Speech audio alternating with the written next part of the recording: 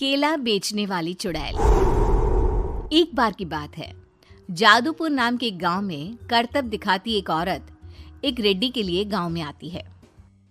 आइए आइए मेहरबान कदरदान, खाइए रोहड़ा के ताजे ताजे केले। कभी खाए नहीं होंगे ऐसे केले। पीले पीले केले खाइए।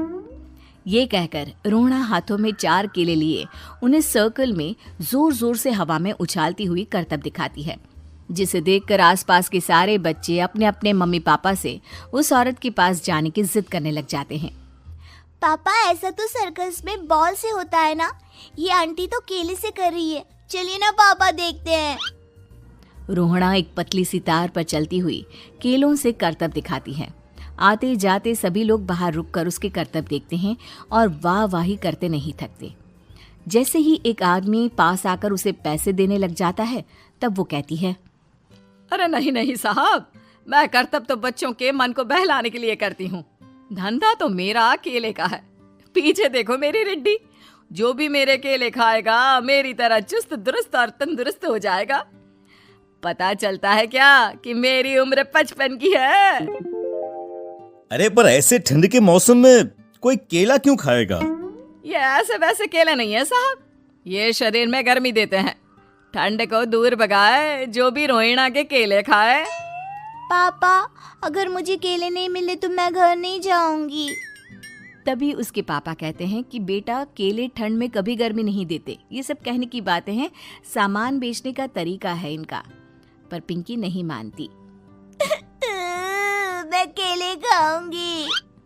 पिंकी की जिद के आगे नत्थू हार जाता है और उसे केले खरीद कर दे देता है। पिंकी खुश होकर केले घर ले आकर खाती है।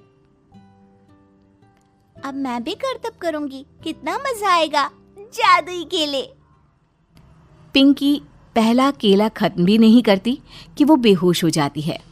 दूसरे केले से एक काला धुआं आता है और रोहड़ा चुड़ैल बनकर बाहर निकल आती है। मेरे भूतिया केले बच्चे न खाए, ऐसा हो ही नहीं सकता। जादूपुर वालों, कब तक बचोगे?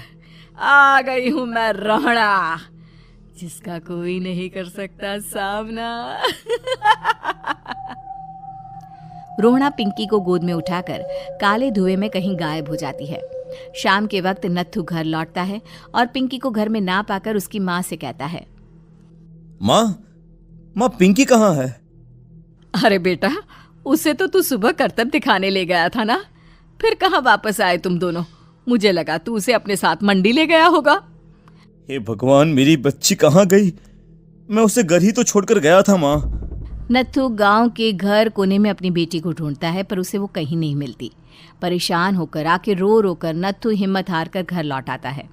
अगली सुबह रोहड़ा फिर से करतब दिखाने आती है और इस बार पिंकी की तरह रोनी केले खरीद लेता है।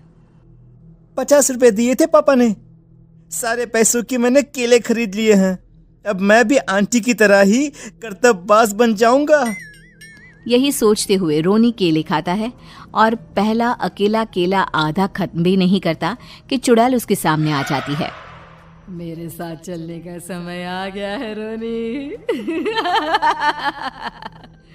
ये तो बस शुरुआत है। अब इस गांव के सारे बच्चे धीरे धीरे मेरे कब्जे में होंगे, एक बच्चा भी नहीं बचेगा। ये कहकर रोनी को गोद में लेकर काले धुएं में अदृश्य हो जाती है। इसके बाद हर रोज गांव में से कोई ना कोई बच्चा गायब होता, पर ऐसा क्यों हो रहा है किसी को भी समझ में नहीं आ पा रहा था।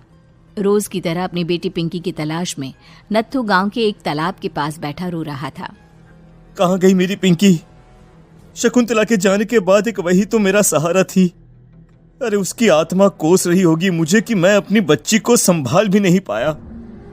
नत्थू ये कहता हुआ रो ही रहा था कि तभी तालाब में से उसे शकुंतला की आवाज सुनाई देती है।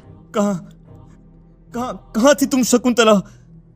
हमारी बच्ची और सारे गायब हुए बच्चे रोहड़ा के कब्जे में हैं।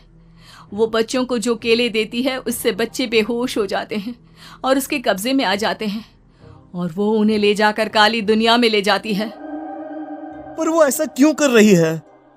ये मैं नहीं जानती, पर उस दुनिया का रास्ता मैं आपको बता सकती हूँ। जहां ये नदी खत्म होती है वहां एक केले का पेड़ है, उसके नीचे एक दरवाजा है, वहीं से रास्ता जाता है उस दुनिया का। ये कहकर शकुंतला की आत्मा गायब हो जाती है। गांव के सभी लोग झुंड बनाकर उसी रास्ते से काली दुनिया में चले जाते हैं और वहां देखते हैं कि सारे बच्चे वहां काम कर रहे थे। पापा मुझे ले चलो यहाँ से। पापा पापा। सभी बच्चे अपने मम्मी पापा से लिपट जाते हैं। तो तुम लोग यहाँ तक आ गए? क्यों हमारे बच्चों को पकड़ लिया तूने? तुझे शिकार ही बनाना है तो ले, हम सब आ गए हैं, हमें खा ले। नहीं, मुझे बच्चे चाहिए, मेरे बच्चे के बदले तुम लोगों के बच्चे। क्या मतलब? मैं इसी गांव में रहने वाली एक औरत थी।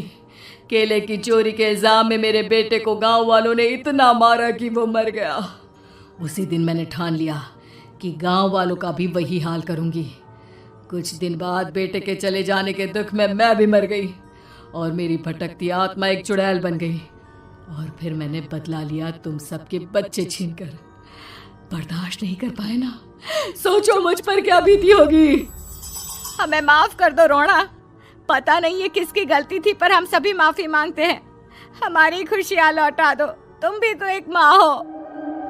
गांव वालों की बात सुनकर रोना का मन पिघल जाता है और वो बच्चों को छोड़ देती है। उसके बाद काली दुनिया बच्चों के लिए जादुई दुनिया बन जाती है। अब कोई भी कभी भी वहां आ जा सकता था।